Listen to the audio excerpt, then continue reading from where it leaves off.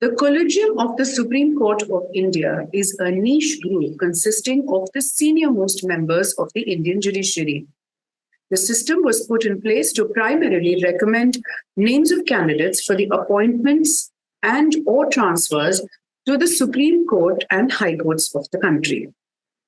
The main intent of the Collegium is to maintain independence of the judiciary while deciding the names of the candidates. Yet, the Collegium has been in the news lately for a perceived run-in with the executive and the legislature. In light of this, we take a look at all details we must know about the Supreme Court Collegium of India.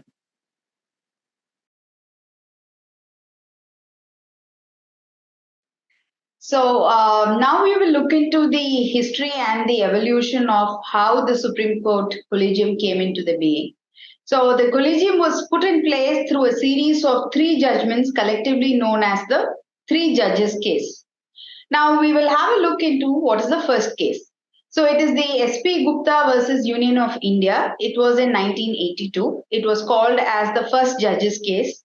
And here the judgment rendered in December 1981, it was held that the President of India has exclusive power to appoint judges to the courts in consultation with the members of the judiciary. However, the courts also viewed that consultation does not mean concurrence, right, and the President was not bound to accept such recommendations as well. So he could override the recommendations of the members of the judiciary. Now, the second case is the Supreme Court Advocates on Record Association versus Union of India. This was called as the second judge's case, which came up in 1993. The 1981 decision was overruled in 93 when a 9-judge constitution bench of the Supreme Court held that consultation really means concurrence. Right. This meant that the recommendations of the Chief Justice of India was binding on the President of India. Further, the bench also clarified that such recommendations shall not be of any individual opinion of the CJI, but a group of highest members of the judiciary. Thus was born the concept of the Collegium of the Supreme Court of India.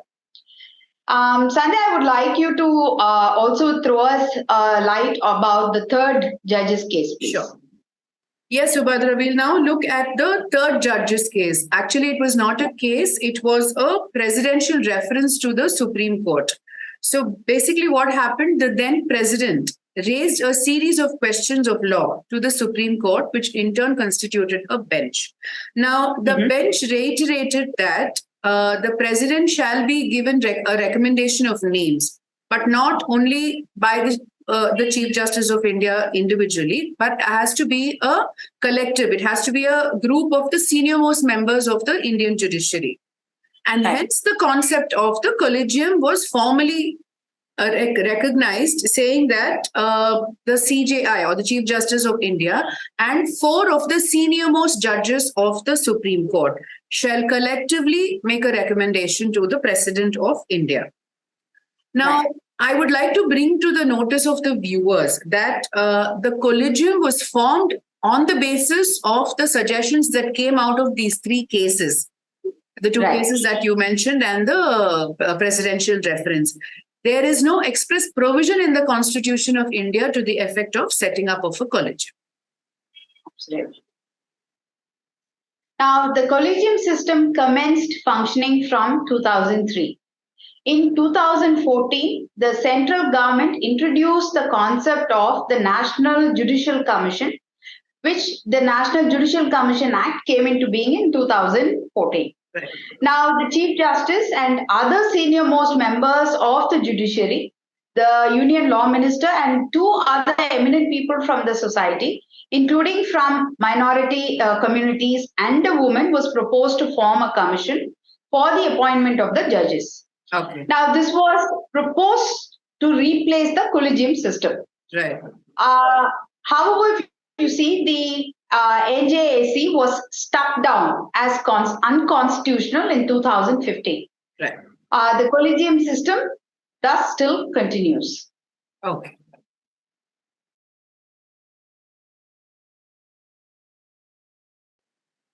look at how the Supreme Court Collegium actually works. Now, Article 124 of the Indian Constitution states that the President of India has the exclusive power to appoint all judges. In doing so, he may consult with the highest members of the Indian judiciary. And thus, as we all have seen till now, the Collegium was formed. Now we'll take a look into the appointment of judges to the Supreme Court. So the Chief Justice of India and 4 senior-most colleagues will make recommendations of candidates to the President of India. And such recommendations could be either elevation of the High Court judges as Supreme Court judges or appointment of senior lawyers as directly as Supreme Court judges. Okay. It is also to be noted that from the Supreme Court appointments, the recommendations are sent to the Law Minister, the Prime Minister, which is the government as such, and who will be advising then and there on the matter with the President for the final approval. Okay. We now look at the appointment of judges to the High Court and how it works. The Chief Justice of the High Court, along with 2 senior-most judges of the High Court, collectively make recommendations and send it to the Chief Minister, who in turn forwards it to the governor of that state. Now, here where it gets a little more tedious, because the governor will then forward it to the Law Minister, who will in turn forward it to the Chief Justice of India, basically to the Collegium, for them to deliberate and make their final recommendations back. To that extent, it gets a little more tedious.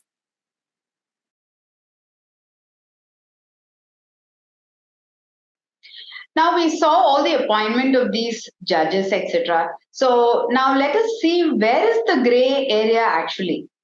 Now the trouble arises when the recommendations made by the Collegium are not accepted by the executive, that is the government and ultimately the President of India. And there seems to be no policy or procedure in place to solve a stalemate when the government and the Collegium do not agree on the candidates for the appointment as judges to the courts. Traditionally, it is the Collegium that has been having the final say as well. The Collegium is also criticized for the lack of transparency. This is because the rationale and the reasoning for recommending the judges are not made in public. Right. It is possible for a favoritism or nepotism in choosing the candidates. Family or friends in the legal fraternity could be chosen over the others. Subathra, the same allegations or the reasons why the Collegium is being criticized, the same allegations seem to hold good for the government as well. Like their rationale or reasoning for choosing or not accepting or rejecting a candidate is almost always never made public. Okay. Yes. And also there is also the question of favoritism and nepotism, because they may choose candidates who are politically leaning towards them. So all of the allegations that hold good for the Collegium seem to be irrelevant for the government as well. Now, when that happens, there is a question of threatening the independence of the judiciary. So, which is why when there is a friction, the challenge or the gray area, as you were talking about, is who gets the upper hand, whether it is the executive or the judiciary. Correct.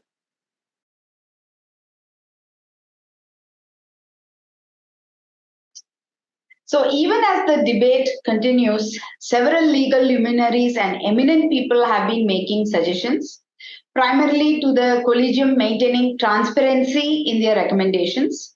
There is also a suggestion to validate the functioning of the Collegium by making an amendment in the Constitution and to include it. Right. Representatives of the government as well as the judiciary must continuously keep the communication channels open to sort out deadlock on these issues. Right. And one more most important thing is on the timelines. So there should be prescribed timelines which has to be adhered to, especially in the case of deadlocks, as well as regarding the appointment of the judges as well. Right. So, I mean, going by what you're saying, basically the situation is an oxymoron. The executive and the judiciary must work independently yet together. Right? Correct. Yeah. We hope the viewers have found this episode interesting. Thank you for watching us.